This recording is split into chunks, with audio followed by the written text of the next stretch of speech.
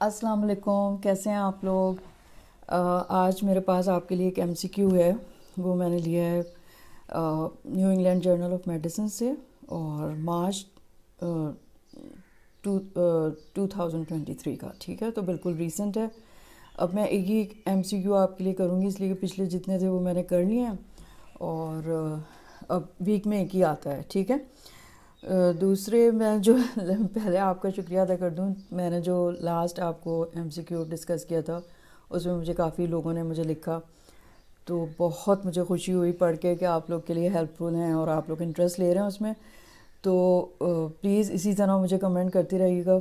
Express आप लोग करते नहीं हैं, वैसे दिल में तो कुछ सोचते ही होंगे कि अच्छा है नहीं है, तो आप एक्सप्रेस भी कर दिया करें। ठीक है, कमेंट किया करें ज़रूर, बहुत मुझे खुशी होती है पढ़ के।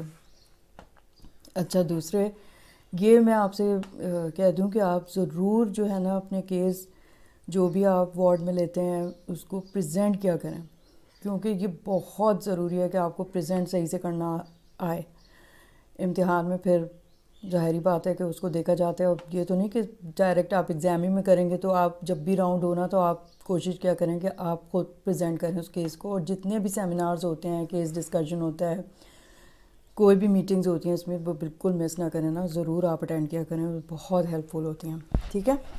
अच्छा अब ये हमारे पास एमसीक्यू में उन्होंने पूछा है, A 78-year-old woman with a history of hypertension and well-controlled type 2 diabetes presents to the emergency department with a 1-week history of upper abdominal discomfort. The discomfort, which she describes as annoying sensation, initially occurred once or twice daily and lasted 5 to 10 minutes, but now it occurs more frequently and lasts longer.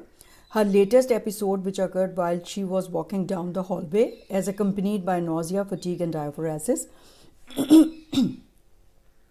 Her medications include metformin, aspirin, and lisinopril. Her blood pressure is 154 by 89 millimeter of mercury, and her heart rate is 98 beats per minute.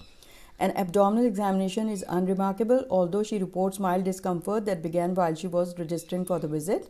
Liver function test and pancreatic enzyme levels are within normal limits. CT of abdomen and pelvis with intravenous contrast is unremarkable. Which one of the following evaluation is most appropriate for this patient? अब इन्होंने history में बताया 72-year-old woman है और non hypertensive है, well control diabetes है, उसको emergency department में आई है, 1 वीक की हिस्ट्री है अपर एब्डोमिनल पेन की। और बता रही है कि वो जब शुरू हुई थी ना, इनिशियली पेन जो है वो 1 या 2 दफ़ा होता था, 5 to 10 मिनट्स लास्ट करता था, बट अब जो है वो बहुत फ्रिक्वेंट हो गया है और देर तक रहता है। और मतलब उसको नोज़िया, फटीग, डायफोरेसिस भी होता है उसके साथ।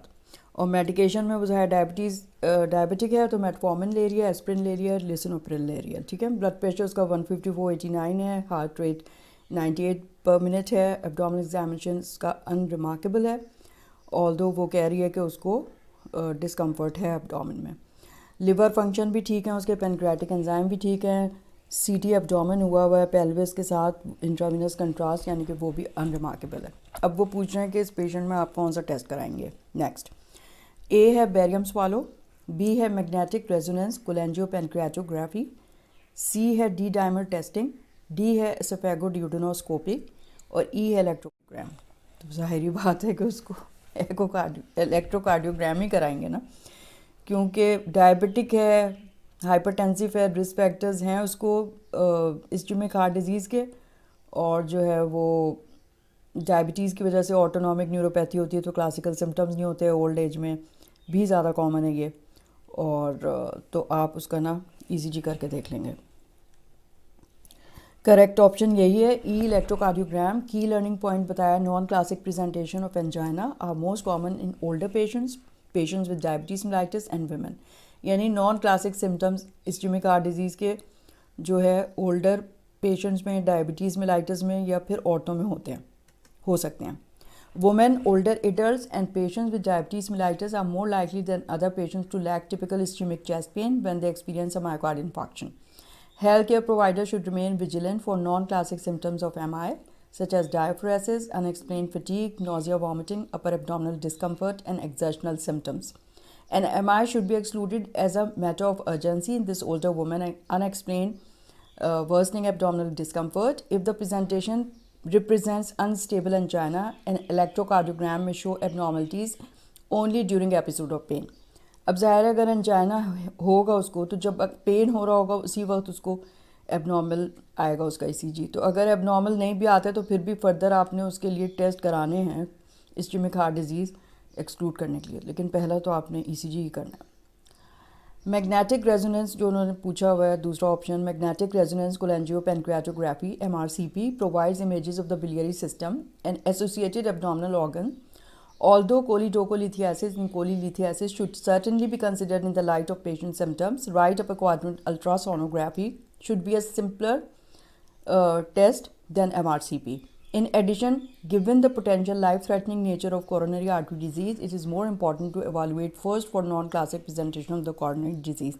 अब जाहिर बात है कि ओल्ड वुमन है और अपर एब्डोमिनल पेन के साथ आई है, तो हमने कोलीलिथियासिस, कोलिसिस्टाइटिस, कोलिडोकोलिथियासिस तो सोचना ही है, तो अगर अल्ट्रासाउंड तो फ़ौरन करा के देख लेंगे.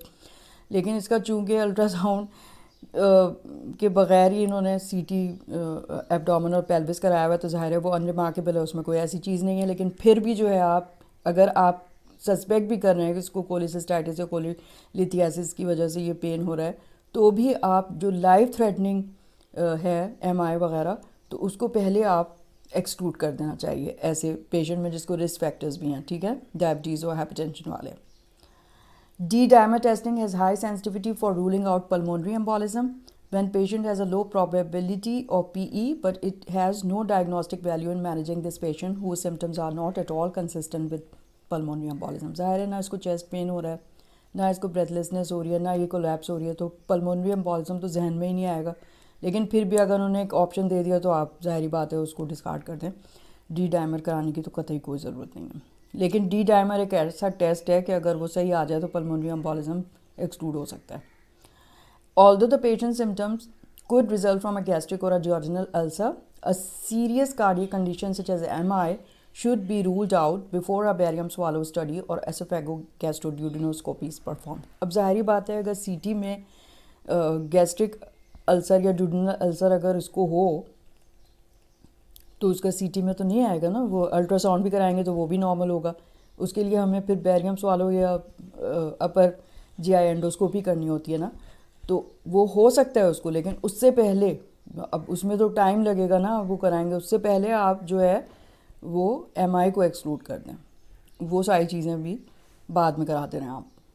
ठीक है, तो मेरा ख्याल है काफ़ी अच्छा था ये. और ज़रूर जो है ना आप मुझे कमेंट कीजिएगा.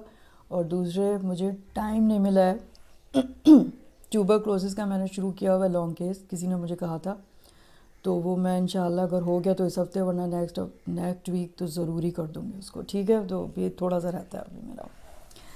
चलें, ज़रूर मुझे कमेंट कीजिएगा. ठीक है, thank you so much. Okay, take care. खुदा हाफिज़.